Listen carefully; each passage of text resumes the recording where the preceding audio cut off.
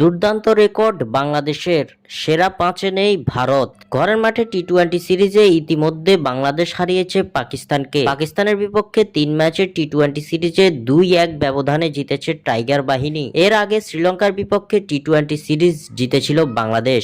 সম্প্রতি সংক্ষিপ্ত এই ফরম্যাটে বাংলাদেশের পরিবর্তন লক্ষণীয়। আগে যেখানে টি-টোয়েন্টি ফরম্যাটে ব্যাটিং নিয়ে ধুঁকতে হতো বাংলাদেশকে, সে জায়গায় সম্প্রতি ভয় ডরহীন ক্রিকেট খেলছে ক্রিকেটাররা, যার ধারাবাহিকতায় তানজিদ হাসান তামিম, পারভেজ হোসেন ইমন, জাকের আলীদের নিয়ে গড়া এই দলটি গড়েছে অনন্য এক রেকর্ড, যেখানে শীর্ষস্থান দখলে রেখে একমাত্র দল হিসাবে এই রেকর্ডের নাম লিখিয়েছেন টাইগার বাহিনী। পাকিস্তানের বিপক্ষে তৃতীয় শেষ টি-টোয়েন্টি ম্যাচে মোট 3টি ছক্কা হাঁকিয়েছিল বাংলাদেশ। এতেই নাম লিখিয়েছে নতুন এক রেকর্ডে। 2025 সালে প্রথম দল হিসাবে টি-টোয়েন্টিতে ছক্কার সেঞ্চুরি করেছে বাংলাদেশ। পরিসংখ্যান বলছে চলতি বছরের এখন পর্যন্ত টেস্ট খেলুড়ে দলগুলোর মধ্যে প্রথম দল হিসেবে টি-টোয়েন্টিতে 100 ছক্কা হাঁকিয়েছে বাংলাদেশ। টেস্ট খেলুড়ে আর কোনো দলই 2025 সালের টি-টোয়েন্টিতে ছক্কার সেঞ্চুরি করতে পারেনি। সর্বোচ্চ ছক্কা হাঁকানো দলের তালিকায় বাংলাদেশের নিচে অবস্থান করছে যথাক্রমে পাকিস্তান, নিউজিল্যান্ড, ওয়েস্ট ইন্ডিজ